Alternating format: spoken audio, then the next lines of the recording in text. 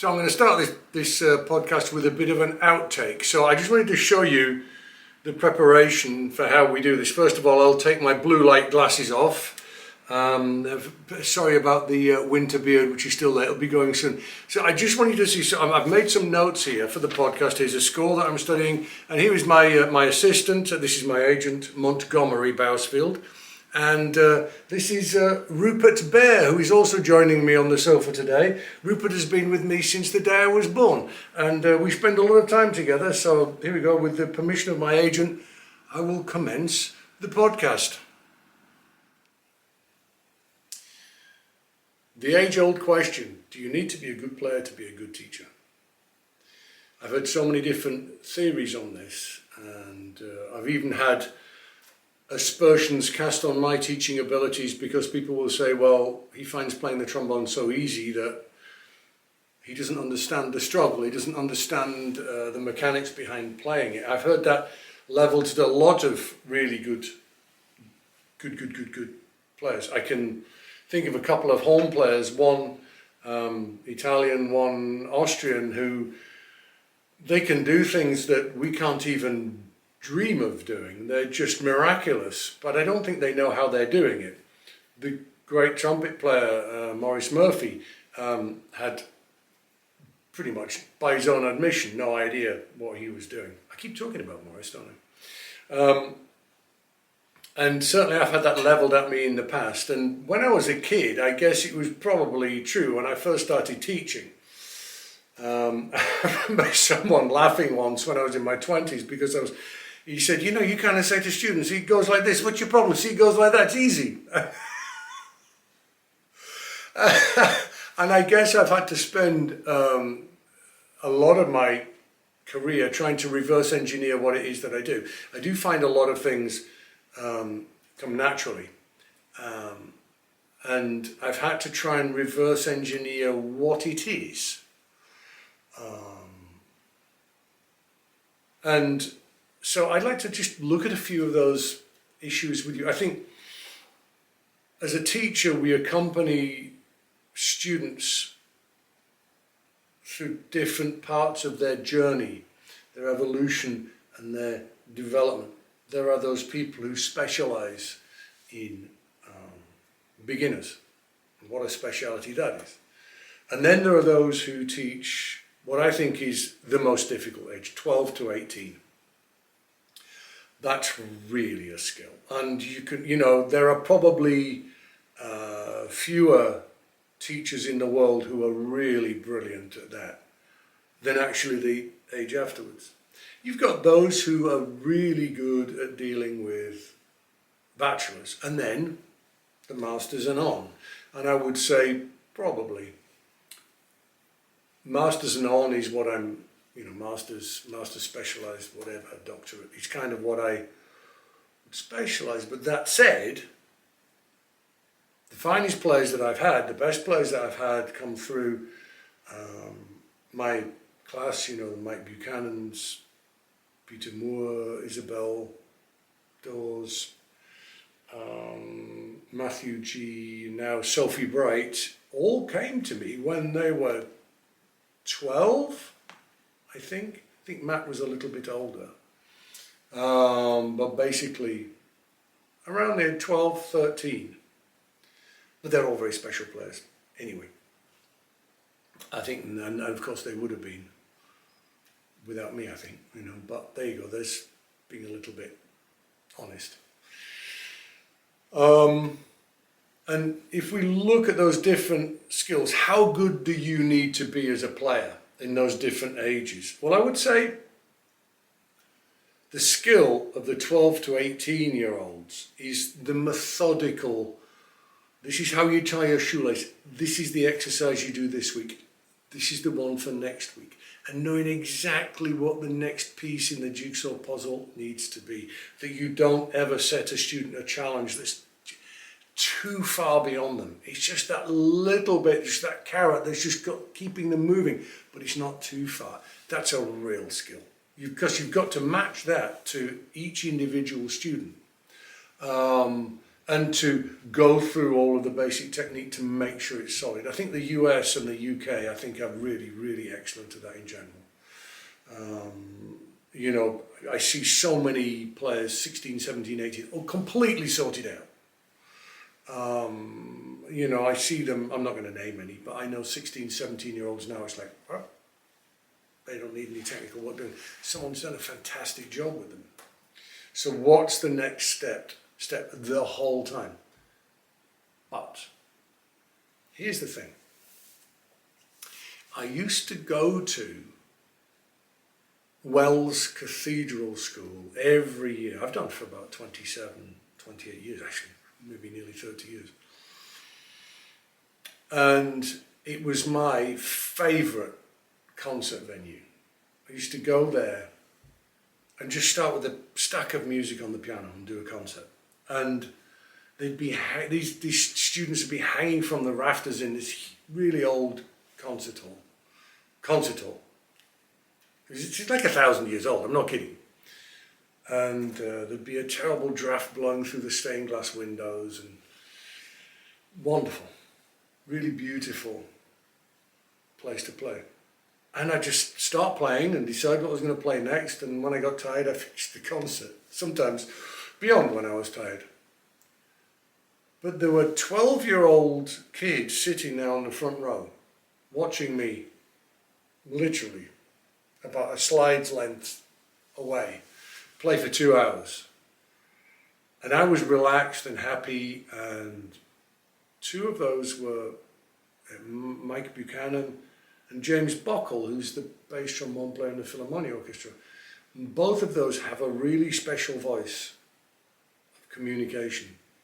And several others at that time. You know, Wells was really, really a production line for fantastic trombone players, partly because of the wonderful teacher, Alan Hott, who was there. Emily White's doing it now and doing an excellent job. And she's carrying on that tradition. So, of course, 98% of it was the amazing work that was done in-house. But then to be exposed to a really top player on top of their game, really, really enjoying themselves, really creating, at this distance, I think has an amazing effect on a young player. And I've told this story so many times, but I learned more about playing in an orchestra in 2 days when I was 16 years old, 17 years old. Schulte came to conduct the European Youth Orchestra, and he brought his own coaches, and he thought it would be a good idea that the coaches played the first concert of Heldenleben. So I sat behind, we didn't have a trombone coach, just a brass coach and a horn coach. So I sat behind Adolf Herseth and behind Dale Clevenger. And they were on top of their game as well. It was around 1980, 1981, something like that. And to hear it that close up, it's like, so that's how you do it. And you never forget it. So there is no substitute for exposing a young person to excellence. And whilst there are some good players who teach, words will only do you so much. You can only explain that journey to a certain point, beyond which they have to experience it for themselves and hear it. They have to hear somebody who's gone and taken that further step, close up. There are a few players where I've said, where they say, oh, so-and-so's a great player, but we don't think they can teach. No, I think, yeah, I agree with you, they probably can.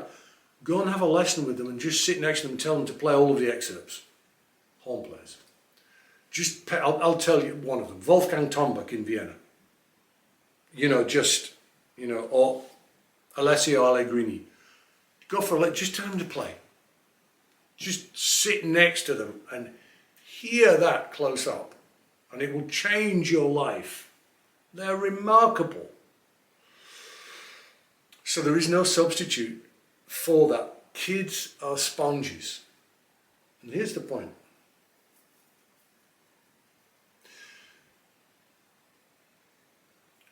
they will soak up everything, good or bad.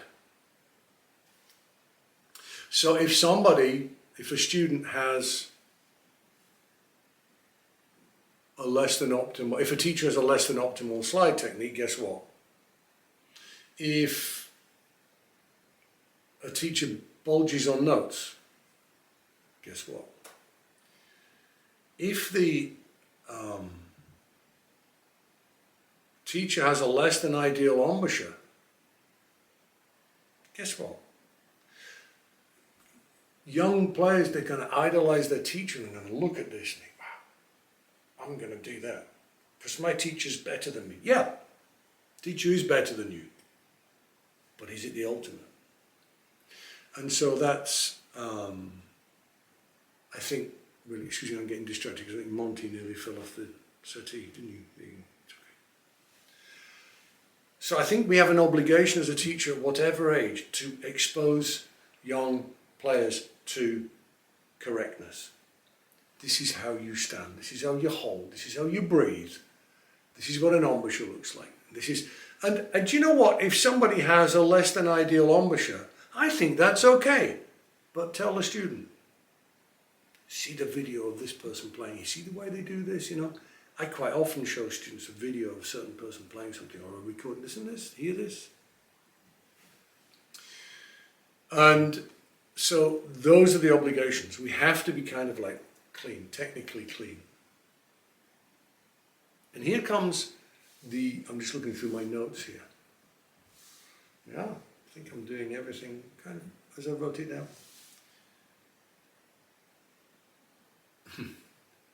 Do we all hear the same thing? No.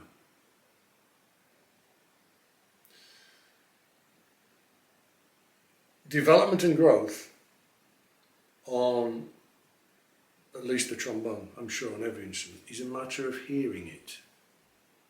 If you can hear precisely what it is that you want to do, you will do it. And you need to be shown that example. And you need to have your ears trained. If these don't work, there's nothing much that a teacher can do for you. If anything else is not working, we can fix it. So, as I've said so many times, it's a question of when you're teaching, it's a question of, can you hear what I'm playing? Can you hear the difference between what I'm doing and what you're doing? Can you hear what I'm talking about? And that's really important, because if a student leaves the room not knowing what they're supposed to do, how are they going to achieve it? So you need to hear the point, that beautiful point, which I've said so many times, but they come in and say, oh, my sound, my article, oh, nothing's working. You say, great, good, your ears are now working. So now you can hear what was always happening. Good, we fixed it. So, do you need to be a good player to be a good teacher? No. Definitely not. Do you need to be a great player to create great students? Yes. Think about this now. How many great trombone players do you know? There aren't that many. Lots of good ones. Great ones?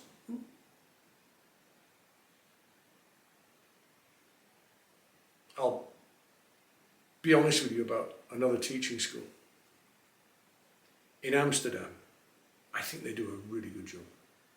I think it's very solid, good trombone education. And I don't think Jürgen does an awful lot of teaching there. I know he does a solo class on a Wednesday afternoon. But who's one of the most expressive, soloistic, creative trombone players that you know? Jürgen. Guess what?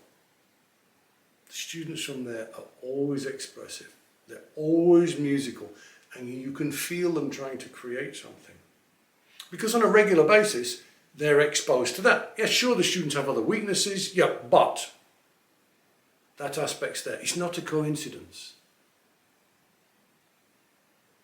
Where did Jürgen study, speaking of yoga? Where did you study? I'm a big fan, by the way. Michel Becker sprinkled his magic dust. If we want to do the last 3%, let's say, it may be more than that, then we need to have close exposure to someone who's been there and done that. And our job, as those people who have been in that last 3%, is to see how far back down, 90, 80, 70, 60, 50, we can go. And like I said, I'll admit, teaching 18-year-old first-year bachelors is a challenge for me. Teaching 18-year-old already superstars is not. That's okay, I can deal with that, that's okay. And I tend to get those. So I think that's the point. As a teacher, there is no greater or lesser value as to which part of the journey you accompany a student on. Like I say, the teachers that I have the most admiration for is the 12 to 18. That's because, you know, they're going through so many changes in their life and they're becoming kind of on their journey to becoming adults and they don't know what they want to do, and you have to keep them inspired and you have to keep them on task, you have to keep them correct, and they're going to rebel, and it's really tough to keep someone loving music, you know, getting them to the age of 18 and really loving music, which is, I think, is the key to it. That's what I can see with those teachers who are successful between the age of 12 and 18. They all have the students completely enthused and loving music. Whilst at the same time, when they're not looking, getting them a little bit correct as well and making sure nothing goes too far off the rails. And that leads me to another point on a general education point. Is, like I said, I think in the UK, I think in America, we do, what do they call it, the hard miles early on, the difficult stuff. We deal with those thorny issues of basic technique much earlier. And so I think American and British players tend to be held back in relation to, let's say, French players, or some now German, Austrian players, whatever, they take off. Because they've been coached, learn this piece, learn this piece, learn this piece. But if you look really carefully, you know, what about this basic technique thing, and what about that? And anyone who tells you that's not important, run really quickly, get out of there. So the basic technique, the basic quality of articulation, sound, the way we go from one note to another is important. And to get that right sometimes takes a lot longer. And it reminds me a little bit of a story. As you know, I'm very interested in wine. I'm not drinking at the moment. I'm actually seeing if I can go a year without drinking alcohol to see what it's like. But I once stayed in a house in Burgundy. I rented a house from this guy who was a chemical salesman to the vignerons.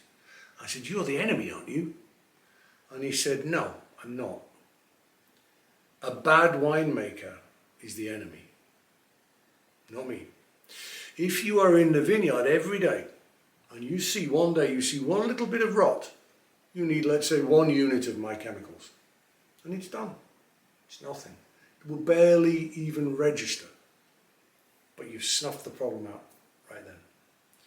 If you leave it 3 days, you're going to need 10 units. And if you leave it 2 weeks, you need 1,000 units.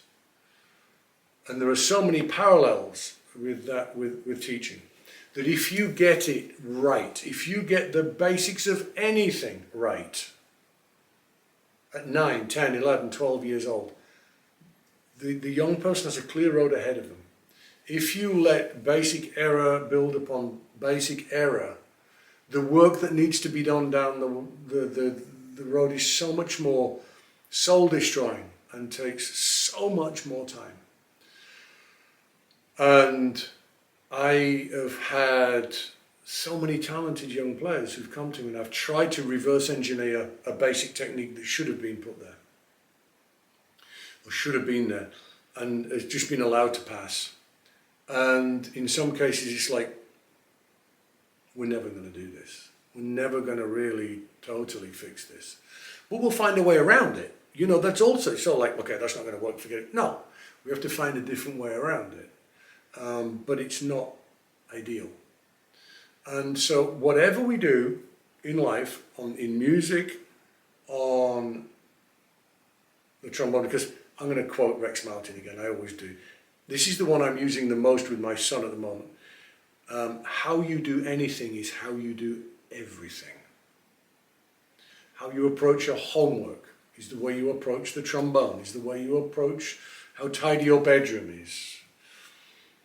You know, it's so taking care to get things absolutely right early on with a student is paramount. And that leads me slightly on to a slightly different subject. My son is 12, plays the trombone very well, and he's playing numbers that